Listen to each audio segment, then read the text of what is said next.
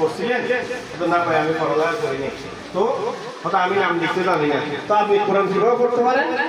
হয়তো আমি কোরআন শিখেছি খাত থেকে আমাদের অবস্থানের ওয়ার্ডস বা ওয়ার্ডের সেক্রেটারি থেকে।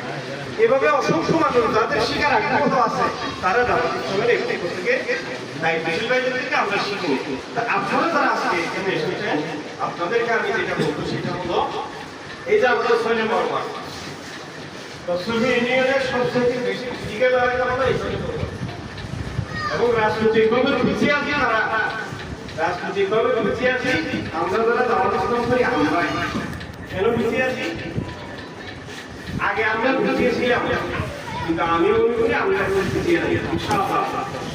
আমাদের যুব বিভাগের এখানে যে আগে কমিটি ছিল আগে ছিল না, শ্রমিক কল্যাণের আগে কমিটি ছিল আগে ছিল না। আলহামদুলিল্লাহ এখন শ্রমিক কল্যাণের কমিটিও হবে সামনে, যুব বিভাগের কমিটিও আসতে হবে, জামাত ইসলামের কমিটিও হবে, মহিলা জামাতের কমিটিও আমাদের হয়েছে।